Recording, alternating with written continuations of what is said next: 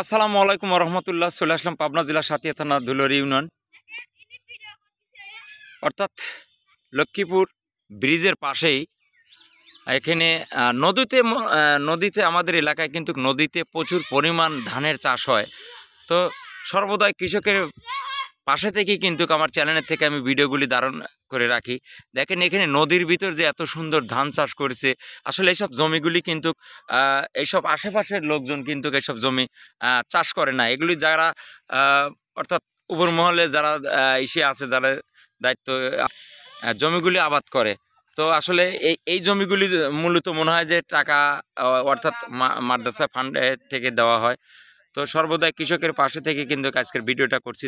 তো দর্শক দেখেন, ইরি ধান আমাদের এলাকায় কিন্তু প্রচুর পরিমাণ সেভাবে কিন্তু গিরি চাষ হয় না, এবং আমনের চাষই বেশি হয়। তো নদীর ধারে যে এত সুন্দর ধান চাষ করছে সর্বদাই কৃষক ভাইরা, দেখেন কত সুন্দর।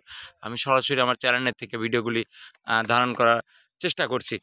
দর্শক আমার দেখেন অপর পাশে কিন্তু লক্ষ্মীপুর হাফিজিয়া মাদ্রাসা, তার পাশে কিন্তু এখানে যে লক্ষ্মীপুর ব্রিজ, আর অপর পাশে কিন্তু আরেকটা ব্রিজ আছে সামনে, বারোয়ানি ব্রিজ। তো এভাবেই কিন্তু আমি ভিডিওগুলি দেখাচ্ছি যে আসলে নদীর ভিতর ধান চাষ করলে কিন্তু এখানে সেভাবে তত সার বিষ ব্যবহার করা লাগে না, তারপরেও কিন্তু এত সুন্দর ধান হয় এখানে। দেখেন পানু ততটুকু পানু বেশি প্রয়োজন হয় না। তো দর্শক দেখেন এই যে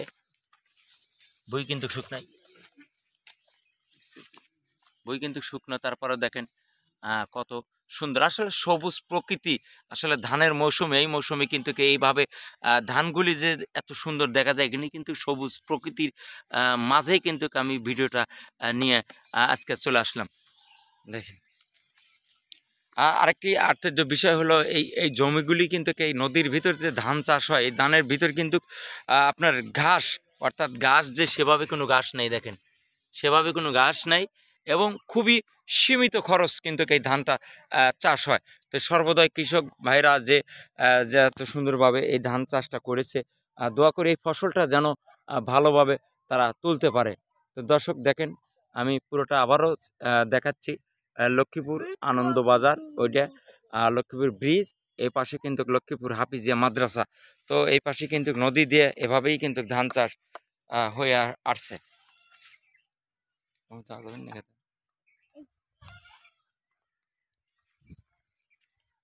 দর্শক আমি কিন্তু সরাসরি আজকে লক্ষ্মীপুর অর্থাৎ নদীর ভিতর থেকে কিন্তু আজকে ভিডিওটা আমি ধারণ করছি। দেখেন কত সুন্দর ধান হয়েছে। এসব ধানে কিন্তু একটা মানে কোনো রকমের একটা যে বেদি, এই ধানে কিন্তু বেদি নেই। দেখেন সর্বদাই কৃষকের পাশে থেকে কিন্তু আজকের ভিডিওটা ধারণ করা। সবুজ প্রকৃতি, সোনালী ফসল, সোনালী টিভি সর্বোচ্চয় সর্বদয় কৃষকের পাশে।